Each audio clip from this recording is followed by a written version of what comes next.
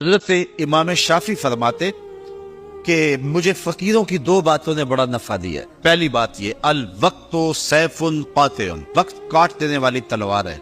وقت کو تم کاٹو نہیں تو وقت تمہیں کاٹ دے گا، یا تم وقت پہ حاوی ہو جاؤ اور تمہاری مرضی سے گزرے وقت، تمہاری دسترس میں ہو وقت، اور یا پھر وقت تمہیں گزار دے۔ ایک ان دونوں میں سے ایک چیز ہو۔ اللہ کا شکر ہے اس وقت ہم وقت کو گزار رہے ہیں، چونکہ ہم قرآن مجید کا درس سننے اور سنانے میں مصروف ہیں۔ اگر ہم یہاں نہ ہوتے، کہیں بیٹھ کے تاش کھیل رہے ہوتے، تو وقت کی رفتار اور گھڑی کی رفتار کیا اس سے مختلف ہوتی؟ وہ اسی رفتار سے چل رہی ہوتی، لیکن پھر وقت ہمیں گزار رہا ہوتا۔ لیکن اب وقت کو ہم گزار رہے ہیں۔ کہا ایک تو فقیروں کی اس بات نے مجھے بڑا نفع دیا اور میں وقت کو گزارا ہے، وقت نے مجھے نہیں گزارا۔ دوسری بات فقیروں کی جو میرے لیے بڑی نفع بخش ثابت ہوئی، وہ یہ ہے کہ درویش کہتے ہیں، اللہ والے لوگ کہتے ہیں کہ اپنے آپ کو نیکی کے کام میں لگا دو ورنہ نفس تمہیں برائی کے کام میں لگا دے گا۔ آپ اپنے آپ کو کھینچ کے یہاں لے آئے نا، اگر نہ یہاں کھینچ کے لاتے اور نفس مجھے یا آپ کو کسی اور جگہ لے جاتا تو پھر ہمارا وقت کتنا برباد ہوتا۔ تو کہا تم کھینچ کے اپنے آپ کو نیکی کے کام پہ لگا دو ورنہ نفس جو ہے وہ تمہیں برائی کے کام پہ لگا دے۔ بلکہ صوفیاء کے ہاں اس بات کا خیال رکھا جاتا ہے کہ وقت کا زیادہ اچھا مصرف کیا ہے، بہتر سے بہتر کی تلاش۔ حضرت اویس کرنی رضی اللہ تعالیٰ عنہ وہ حضور کی زیارت نہیں کر سکے۔ بوڑھی ماں تھی جن کی خدمت ان کو حضور کی زیارت سے روکے ہوئے تھی، بلکہ حضور اپنی قمیص کے بٹن کھول کے یمن کی طرف رخ کر کے لمبی لمبی سانسیں لیتے اور فرماتے ہیں مجھے یمن سے یار کی خوشبو آ رہی ہے۔ تو کسی نے کہا حضور وہ اتنا آپ اس سے پیار کرتے ہیں اور وہ ملنے بھی نہیں آیا آپ کو؟ کہا اس کی بوڑھی اور نابینا ماں ہے جس کی خدمت اسے میرے حضور آنے سے روکے ہوئے، اور کوئی اویس بن عامر کو ملے اور میرا سلام کہے اور اس کو کہے کہ میری امت کی بخشش کی دعا کرے۔ معلوم ہوا جو ماں باپ کے خدمت گزار ہوتے ہیں ان کی دعائیں رد نہیں ہوتی۔ حضرت عمر اور حضرت علی المرتضیٰ رضی اللہ تعالیٰ عنہ گئے دور فاروقی میں حضرت اویس کو ملنے کے لیے۔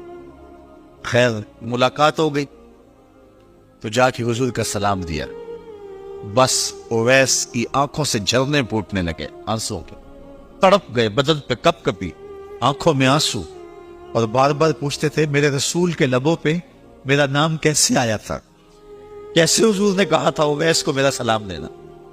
اللہ اکبر۔ کچھ دیر گفتگو ہوئی تو حضرت اویس کرنی نے ہاتھ آگے بڑھاتے ہوئے کہا اچھا پھر آپ نے بھی آخرت کی تیاری کرنی ہوگی، میں نے بھی آخرت کی تیاری کرنی ہے، حشر کے دن ملاقات ہوگی۔ تو دیکھیے کہ یہ لوگ وقت کے کتنے قدردان ہیں اور وقت کی اہمیت کو کتنا سمجھتے ہیں۔ جس قدر وقت کو فقیر لوگوں نے مینج کیا ہے دنیا کا کوئی شخص نہیں کر سکتا۔ یار 90 لاکھ لوگوں سے تو ہم ساری زندگی میں ملتے نہیں ہیں، اور غریب نواز نے 90 لاکھ کو کلمہ پڑھا دیا، تو کیسے وقت کو استعمال کیا؟ امام بخاری کو دیکھیں، امام غزالی کو دیکھیں، امام رازی کو دیکھیں، حضرت امام احمد بن حنبل کو دیکھیں، ان لوگوں کا کام دیکھیں، امام احمد رضا کو دیکھیں۔ 1600 کتابیں لکھ دینا کوئی تماشا لب بام تھوڑا ہے؟ تو کیسے انہوں نے وقت کو گزارا اور وقت کی اہمیت کو جانا، اور ہم ہیں کہ اپنا وقت ضائع کر رہے ہیں۔ چائے والے کھوکھے پہ بیٹھ کے تو وقت گزر گیا، اور حمام پہ بیٹھے تو وقت بیت گیا، گپ شپ شروع ہوئی تو بس اس پہ وقت لگ گیا۔ والذین ھم عن اللغو معرضون، وہ لغویات سے اعراض کرتے ہیں۔ آگے سورہ فرقان ہے اسی 18ویں پارے میں، وہاں فرمایا کہ جب وہ لغو سے گزرنے کی نوبت آ جائے تو عزت سے گزر جاتے، وہ باندر کا تماشا دیکھنے رک نہیں جاتے۔ ان کے مقاصد جلیل ہیں، ان کی زندگی کے بڑے مقاصد ہیں، وہ اپنی زندگی کو ان مقاصد کے حصول کے لیے لگا کے بیٹھے ہوئے ہیں، تو اب وہ اپنے وقت کو ضائع نہیں کرتے۔ تو کہا محبوب مجھے قسم تیرے زمانے کی، انسان خسارے میں، اب انسان تو خسارہ ماننے کو تیار نہیں ہے.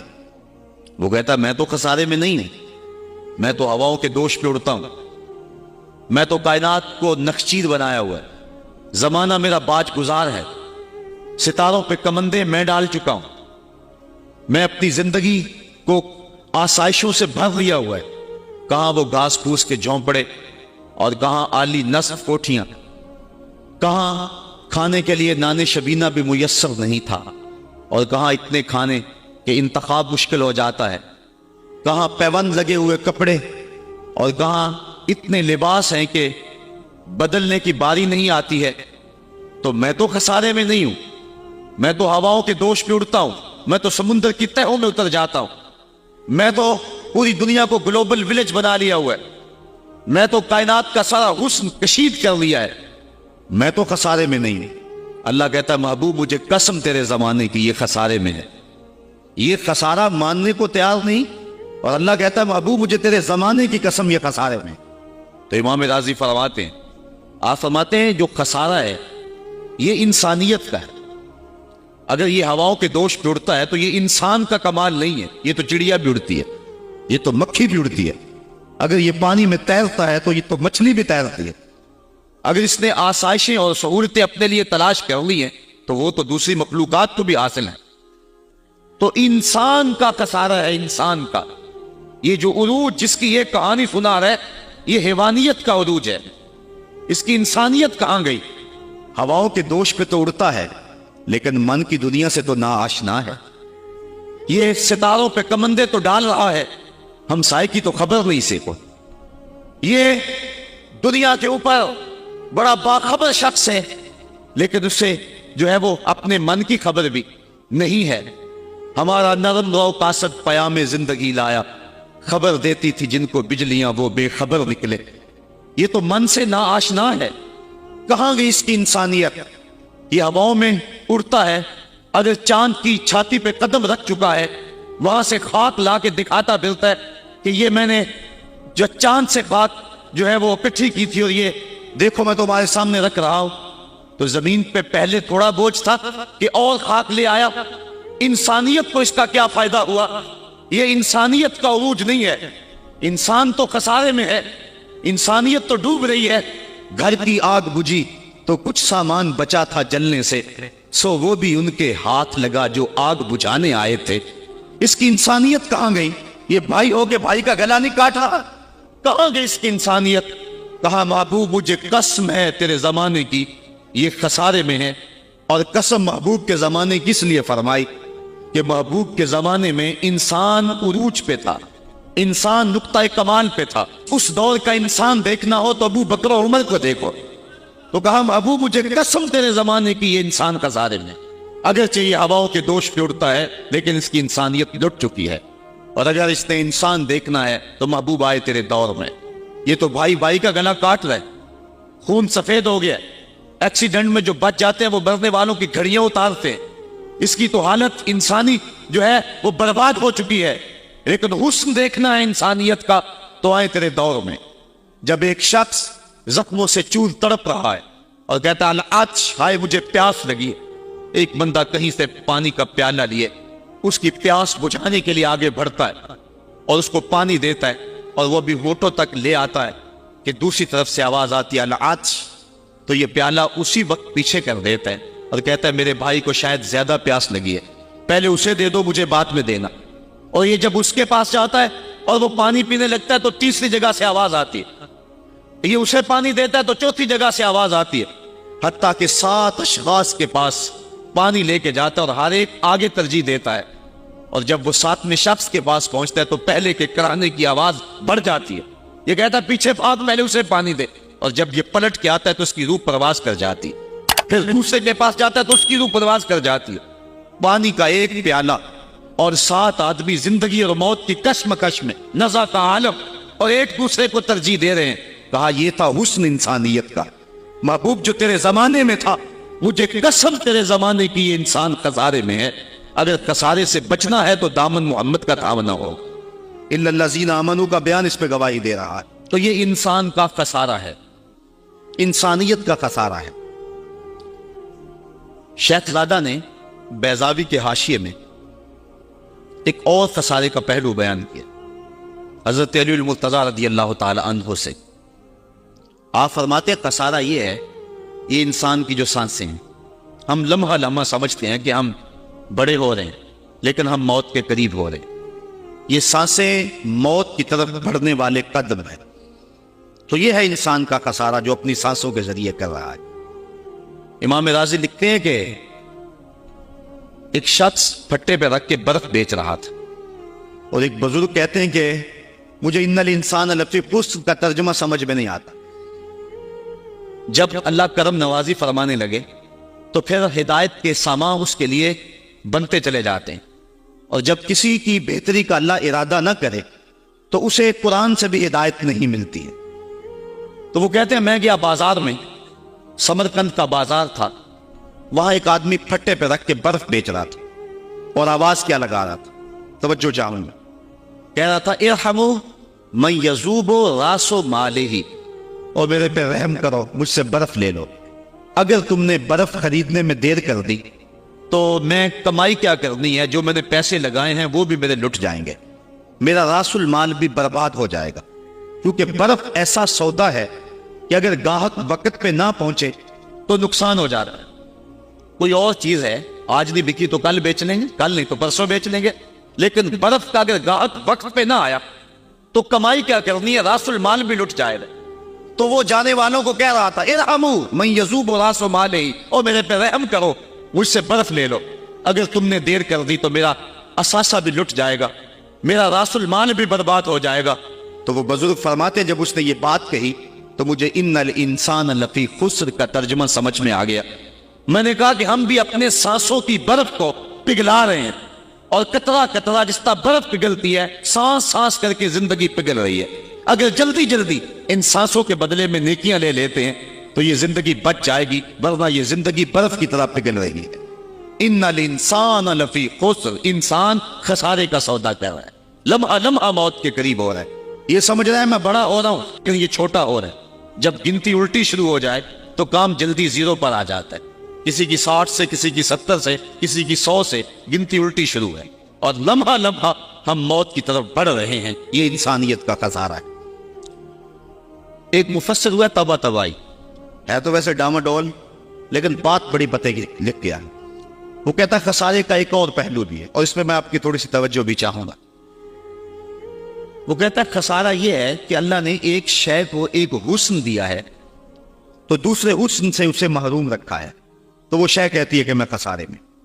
اس کی مثال وہ کہتا ہے یہ پھول ہیں، ان میں خوشبو ہے لیکن روشنی نہیں ہے، اندھیرے میں آپ ان سے چراغاں نہیں کر سکتے، تو پھول کہیں گے ہم خسارے میں، ہمارے میں خوشبو تو ہے لیکن روشنی نہیں۔ چاند میں روشنی ہے لیکن اس میں خوشبو نہیں ہے، تو چاند کہتا ہے میں خسارے میں، کہ میرے میں روشنی تو بڑی ہے، میرے دم سے کائنات میں اجالے تو پھیل جاتے لیکن خوشبو نہیں ہے، میں خسارے میں۔ ایک بچہ کہتا ہے میرے میں بچپنے کی معصومیت تو ہے لیکن جوانی کا پاکپن نہیں ہے، لہذا میں خسارے میں۔ ایک جوان کہتا ہے میرے میں جوانی کا حسن تو ہے لیکن بڑھاپے کا تجربہ نہیں، لہذا میں خسارے میں۔ اور ایک بوڑھا کہتا ہے کہ میرے میں بڑھاپے کا تجربہ تو ہے لیکن اب بچپنے کی وہ معصومیت کا، وہ کاغذ کی کشتی، وہ بارش کا پانی۔ اور اقبال کہتا ہے، آپ کے شعر اقبال میں آیا ہوں، وہ کہتا ہے کہ جنبش زنجیر در سے لطف آتا تھا مجھے، وہ کنڈی بھی ہلتی تھی تو اس سے بھی لطف آ جاتا تھا، آج تو نغمے بھی نہیں نہ بہلاتے، لیکن اس بچپن میں کنڈی کے ہلنے سے بھی لطف آ جاتا تھا تو غم بھول جایا کرتے تھے۔ وہ کیا کسی نے کہا تھا کہ اپنے جل جانے کا بھی احساس نہیں تھا، جلتے ہوئے شعلوں کو چھیڑا کرتے تھے، اب تو ایک آنسو بھی رسوا کر جاتا ہے، بچپن میں جی بھر کے رویا کرتے تھے، اب تو وہ رونے کا حسن بھی نہیں نہ رہا۔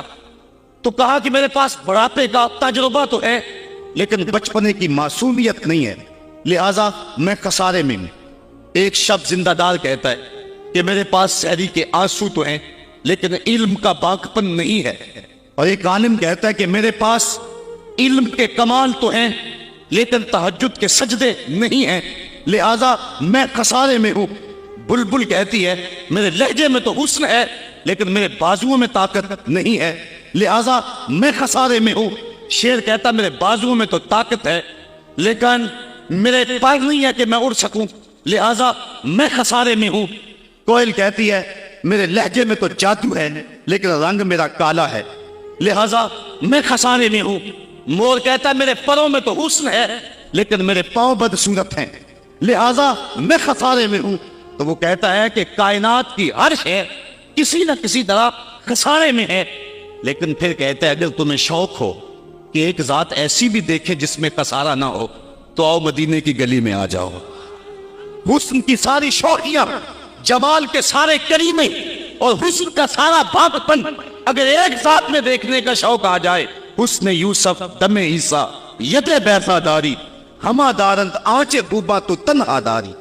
کائنات حسن جب پھیلی تو لا محدود تھی اور جب سمٹی تو تیرا نام بن کے رہ گیا. اگر یہ شوق ہو کہ کائنات کے سارے حسن ایک پیکر میں دیکھیں تو کہا اس کے لیے میں نے ایک محمد ہی بنا دیا ہے. سارے حسن ایک پیکر میں آپ کو ملیں گے, سارے کمال اور سارے جمال اور سارے عروج اور ساری عزتیں اور سارے مراتب آپ کو ایک ذات میں جمع ملیں گے, اور محمد ہوتا ہی وہ ہے جو مجمع کمالات ہو. تو کہا کہ یہ ہے ایک خسارے کا پہلو, اور کائنات میں ایک ہی شخص ہے جو خسارے سے بچا ہوا ہے. اب جو اس ذات سے وابستہ ہوگا وہ بھی خسارے سے بچ جائے گا. الا الذین آمنوا, جس کے ہاتھ میں یہ دامن ہو وہ خسارے سے بچ جائے گا, ورنہ خسارے سے کوئی بچ نہیں سکتا. نہ دولت بچا سکتی ہے, نہ اقتدار کی بچھی ہوئی مسندیں خسارے سے بچا سکتی ہے, نہ کوئی اور انسان کو دنیاوی کمال خسارے سے بچا سکتا ہے.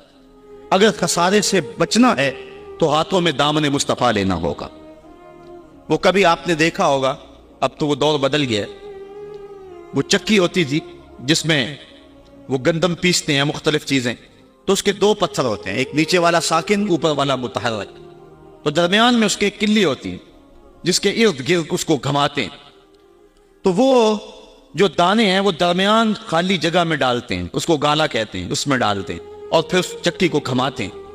تو جو دانے اس مرکز سے اس کلی سے ہٹ جاتے ہیں وہ پس جاتے ہیں, اور جو اس کلی سے لگ کے رہتے ہیں وہ بچ جاتے ہیں. کہا محبوب مجھے قسم تیرے زمانے کی, انسان خسارے میں ہے, الا الذین آمنوا, بچے گا وہ جو تیرے دامن سے لپٹ جائے گا. اور یہ میں مفہوم ایمان کا جو آپ کے سامنے دامن مصطفیٰ سے تمسک اختیار کرنا, یہ میری جذباتیت کا کمال نہیں, حقیقت ہی ہے. علامہ سعد الدین تفتازانی علیہ رحمہ شرح قائد میں لکھتے ہیں کہ ایمان ہے کیا. آپ فرماتے ہیں الایمان ہی تصدیق بما جاء بہ النبی صلی اللہ علیہ وسلم. حضور کے علاوہ ایمان ہو ہی نہیں سکتا ہے, یہ ممکن ہی نہیں ہے. اور یہ بات بھی ذہن میں بٹھا لیں کہ حضور سے ذہنی تعلق کا نام ایمان نہیں ہے, حضور سے قلبی تعلق کا نام ایمان ہے. اور یہ میرے مسلک کی پہچان ہے, صرف ذہنی تعلق کا نام ایمان نہیں ہے, قلبی تعلق کا نام ایمان ہے. اس کو مزید سہل کروں تو حضور کو نبی جاننے کا نام ایمان نہیں ہے, نبی ماننے کا نام ایمان ہے. ورنہ کتنے لوگ تھے جانتے تھے لیکن ایمان نہ لائے. الذین آتیناہم الکتاب یعرفونہ کما یعرفون ابناءہم, جن کو ہم نے کتاب دی وہ ایسے ہی جانتے تھے جس طرح بیٹوں کو جانا کرتے, لیکن اس کے باوجود ایمان نصیب نہیں ہوا. ایمان جاننے کا نام نہیں ہے, ایمان ماننے کا نام ہے. پھول کو بلبل جانتی نہیں مانتی ہے, اگر مانتی نہ ہوتی تو پھول کے گرد رقص سے بسمل کے تماشے نہ کرتی. شمع کو جانتے سارے ہیں لیکن مانتا صرف پروانہ ہے. تو ایمان جاننے کا نام نہیں ہے, ایمان ماننے کا نام. اور جہاں تک جاننا بمانا ادراک ہے تو وہ تو آج تک میرے رسول کو کوئی جان ہی نہ سکا. سب سے زیادہ قربت تو حضرت سیدنا صدیق اکبر رضی اللہ تعالی عنہ کو حاصل. ان کو بھی کہہ دیا یا ابا بکر لم یعرفنی حقیقتا غیر ربی, سفر و حضر میں میرے ساتھ رہے, سن لو میری حقیقت کو میرے رب کے علاوہ کوئی بھی نہیں جانتا ہے. بلکہ ایک مقام پہ فرمایا لی مع اللہ وقت لا یسعنی فیہ نبی مرسل ولا ملک مقرب. میرا اور میرے رب کا معاملہ ایسا ہے کہ درمیان میں نہ کوئی نبی آ سکتا ہے, نہ کوئی رسول اور پیغمبر آ سکتا ہے, اور نہ کوئی فرشتہ مقرب درمیان میں آ سکتا ہے. تو جہاں تک تعلق ہے حضور کو جاننے کا بمانا ادراک، تو آج تک حضور کو اللہ کے علاوہ کوئی جان ہی نہیں سکا ہے۔ مولوی کا تو دماغ خراب ہو گیا کہ وہ مسجد میں ترازو رکھ کے بیٹھ گیا اور نبی کو تولنے لگا۔ میں تو کہا کرتا ہوں ڈٹھے ورق قرآن دے پھول سارے، تیری شان جیا نہیں کوئی اور ڈٹھا، تیری شان دا کرے مقابلہ جیڑا انہوں عاشقاں اصلی چور ڈٹھا۔ کوئی نور آکھے کوئی بشر آکھے، پیندہ رات دینے ایہو شور ڈٹھا، اللہ والیاں گل مکا دیتی تساں ہور ڈٹھا ساں ہور ڈٹھا۔ تم نے پتہ نہیں کس کو دیکھا ہے جو سکی بیٹی کو بھی نہیں بخشوا سکتا۔ لاہور قصر نور میں ایک شخص، آپ بھی سارے جانتے ہیں، میرا نام لینے کا مزاج نہیں ہے، ٹیلی ویژن پہ بھی وہ چیختا ہے، تو وہ کہنے لگا کہ نبی تو سکی بیٹی کو بھی نہیں بخشوا سکتا۔ تو میں نے بعد میں اٹھ کے کہا، میں نے کہا لوگوں، آج تو لوگ اسے ووٹ نہیں دیتے جو تھانے سے نہ چھڑا سکے۔ سنبھلتا نہیں جن سے اپنا دوپٹہ، سنبھالیں گے کیا وہ کلیجہ کسی کا۔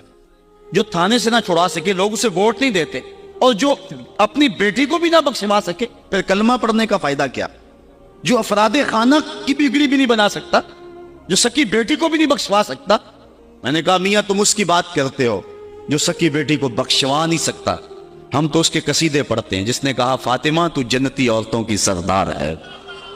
تم اس کی بات کرتے ہو جس کے چاہنے سے کچھ نہیں ہوتا، ہم تو اس کی بات کرتے ہیں جس کی انگلی اٹھے اور چاند کے ٹکڑے ہو جائیں، اور سڑیاں کھجوراں اگا جان دائے، وہ پتھراں نو کلمے پڑھا جان دائے، قطرے کو سمندر ذرے کو ستارہ کرتے ہیں، کونین کو خم آ جاتا ہے جب زلف سنوارا کرتے۔ ہم تو اس نبی کو ماننے اور جاننے والے، می وریا کستوریاں دا جدو یار نچوڑیاں زلفاں، می وریا کستوریاں دا جدو یار نچوڑیاں زلفاں، تے قبلہ اودے بنیا سائم جدے یار نے موڑیاں زلفاں۔ وہ تو رخ پھیر دے تو خدا قبلے نہیں بدل دیتا۔ لوگ کہتے ہیں چاہنے سے کچھ نہیں ہوتا، میں کہتا ہوں ساری دنیا ہی مصطفیٰ کی جہاد پہ ہے۔ قبیلہ بنو سلیم کی مسجد ہے، 4 رکعتی نماز ہے، 2 رکعت پڑھی جا چکی ہیں، 2 رکعت ابھی باقی ہیں۔ خاطر آتر میں بات آئی کہیں قبلہ بدل جائے تو کیا خوب، تو فوراً جبریل آگے کہا محبوب پھر دیر کاہے کی ہے، ابھی رخ پھیر لو۔ اب جن لوگوں نے مسجد قبلہ تین دیکھی ہے کہ پہلا قبلہ بالکل شمال میں اور موجودہ قبلہ بالکل جنوب، اور صحابہ تو ذہنی طور پہ اس کے لیے تیار ہی نہیں ہے، تو بتا دیا جاتا کہ اگلی نماز ہم ادھر پڑھیں گے۔ یہ نماز کا وقت بدلنا ہو نا تو 1 دن پہلے بتانا پڑتا ہے، کل سے نماز ظہر 2:15 بجے پڑھیں گے۔ اگر اسی دن ایسا کر لیں تو لوگ کہیں گے کہ یہ امام تو سلیقہ ہی نہیں رکھتا ہے، ہم تو آئیں 2 بجے کے حساب سے اور 2:15 تک بیٹھے رہیں۔ تو نماز کا وقت بدلنا ہو تو 1 دن پہلے بتانا ہوتا ہے، اور یہاں تو قبلہ بدلنا تھا، ایک نماز ہی پہلے بتا دیا جاتا، لیکن کہا محبوب ابھی رخ پھیر لو، یا اللہ تیری نماز تو پوری ہو لے۔ کہا میری نماز بعد میں پوری ہوگی، پہلے تیری مرضی پوری ہوگی، پہلے تیری مرضی پوری ہوگی۔ می وریا کستوریاں دا یہ تو یار نچوڑیاں زلفاں، قبلہ اودے بنیا سائم جدے یار نے موڑیاں زلفاں۔ وہ تو رخ بدل دے خدا قبلے بدل دیتا ہے، ہم اس نبی کی بات کرتے۔ تو بات کر رہا تھا کہ ایمان جاننے کا نام نہیں ہے، ایمان ماننے کا نام ہے، یہ تصدیق بما جاء بہ نبی صلی اللہ علیہ وآلہ وسلم۔ ایمان کے بعد اب یہ بات بھی ذہن نشین کریں کہ اس دنیا پہ سب سے بڑی دولت مجھے اور آپ کو جو عطا کی گئی ہے وہ دولت ایمان ہے، سب سے بڑی دولت۔ اگر ایمان نہیں سب کچھ مل گیا کچھ بھی نہیں ہے، اور اگر کوئی چیز پاس نہیں ہے لیکن ایمان کی دولت موجود ہے تو یہ سب سے بڑا حسن اور سب سے بڑی بہار۔ اقبال کہتا ہے کہ اقبال یہ کس کے عشق کا فیض عام ہے، رومی فنا ہوا حبشی کو دوام ہے۔ یہ وہ دولت تھی جس کے دم سے اجالے ہوئے دنیا پر سب سے بڑی دولت جو حضرت انسان کو دی گئی ہے وہ دولت ایمان ہے، اور قیامت کے دن سب سے بڑی دولت جو حضرت انسان کو دی جائے گی وہ دیدار الہی ہوگا۔ تو یہ سب سے بڑی دولت، اور یہ محض اللہ کی کرم نوازی سے نصیب ہوتی۔ انسان کی زندگی کے اچھے اعمال بعض اوقات ایمان کے نصیب ہونے کا سبب بن جاتے ہیں، یہ کبھی کبھی ایسا ہوتا ہے، لیکن ہوتی محض توفیق خدا بنتی ہے۔ اس کی مثال جس طرح المچاشی فرزدق شاعر کا دادا حضور کی خدمت میں حاضر ہوتا ہے اور آقا کریم کی خدمت میں حاضر ہو کر کے اسلام کی دولت سے مالا مال ہوتا ہے، اور پھر عرض کرتا ہے حضور میں نے اپنے زمانہ جاہلیت میں 360 بچیوں کو زندہ درگور ہونے سے بچایا، تو کیا مجھے اس نیک عمل کا جو زمانہ جاہلیت میں نے کیا اس کا کوئی صلہ ملے گا؟ کیونکہ شاعر تھے اور شاید بڑا گداز اور نرم دل ہوتا ہے، وہ تو شاخ سے ٹوٹتے ہوئے پھول کو بھی برداشت نہیں کر سکتا۔ وہ کیا کہا تھا اقبال نے، دل نہیں شاعر کا ہے کیفیتوں کی رستخیز، کیا خبر تم کو درون سینہ کیا رکھتا ہوں میں، سچ اگر پوچھے تو افلا سے تخیل ہے وفا، دل میں ہر لہجہ نیا محشر بپا رکھتا ہوں میں، در غم دیگر بسوزو دیگر آرا ہم بسوز، گفتبت روشن حدیث گر توانی دار ہوش، کہہ گئے ہیں شاعری جزویست از پیغمبری، ہاں سنا دے پڑھ کے ان کو پیغام میں سروش۔ امیر منائی نے غالباً کہا تھا کہ خنجر چلے ہم پہ، خنجر چلے کسی پہ ہم، اور تڑپے جو ہم امیر تو درد سارے جہاں کے ہمارے جگر میں۔ اور اقبال نے آنکھ سے تشبیہ دی شاعر کو ایک جگہ، مبتلا درد ہو کوئی عذر روتی ہے آنکھ، کس قدر ہم درد سارے جسم کی ہوتی ہے آنکھ۔ تو جب کوئی ظالم باپ اپنی بیٹی کو زندہ درگور کرنے لگتا تو یہ کہتا کہ میں تڑپ گاپن اونٹنیاں دے کر کے اس بچی کی جان چھڑا لیتا۔ اس طرح میں نے 360 بچیوں کی جان چھڑائی، کیا زمانہ کفر میں کیے گئے میرے اس نیک عمل کی مجھے کوئی جزا ملے گی؟ تو حضور نے مسکرا کے فرمایا کہ تجھے اس کی جزا مل تو گئی ہے کہ اللہ نے تجھے ایمان عطا فرما دیا۔ تو کبھی ایسا ہوتا ہے، لیکن اگر ایمان نہیں ہے تو اعمال کی جزا نہیں ہے۔ اسی لیے الا الذین آمنوا وعملوا الصالحات، اعمال کی جزا بصورت ایمان اگر مل جائے تو مل جائے، اور اگر ایمان نہیں ہے تو پھر آخرت میں لا خلا کوئی حصہ نہیں ہے۔ الا الذین آمنوا وعملوا الصالحات، انسان خسارے میں ہے۔ خسارے سے بچے گا وہ جس کے دامن میں 4 چیزیں ہیں، ایک ایمان، اور دوسرا اعمال صالحہ۔ ایمان کی زینت ہے، ہمارے احناف کے نزدیک اعمال لفظ ایمان میں داخل تو نہیں ہے کیونکہ وہ مجرد تصدیق قلبی کا نام ہے، لیکن ایمان کا غصن جو ہے وہ اعمال ہیں۔ آج ہمارا حال یہی ہے کہ دعوی ایمان ہمارے پاس موجود ہے لیکن مسلمانوں والے اعمال ہمارے پاس نہیں ہیں۔ تیرے صوفے ہیں فرنگی، تیرے کالی ہیں ایرانی، خوں کے آنسو رلاتی ہے جوانوں کی تن آسانی، ہر کوئی مست مئے ذوق تن آسانی ہے، تم مسلمان ہو یہ انداز مسلمانی ہے، حیدری فقر ہے نئے دولت عثمانی ہے، تم کو اسلاف سے کیا نسبت روحانی ہے، وہ معزز تھے زمانے میں مسلمان ہو کر اور تم خار ہوئے وہ تارک قرآن ہو کر۔ آج ہم صرف دعوے کی حد تک ہے۔ شکوے میں اقبال جب چیخ چیخ کے کہتا ہے کہ تیرے کعبے کو جبینوں سے بسایا ہم نے، نو انسانی کو غلامی سے چھڑایا ہم نے، صفائے دہر سے باطل کو مٹایا ہم نے، تیرے قرآن کو سینوں سے لگایا ہم نے، پھر بھی گلا ہے ہم سے کہ وفادار نہیں، ہم وفادار نہیں تو بھی تو دلدار نہیں۔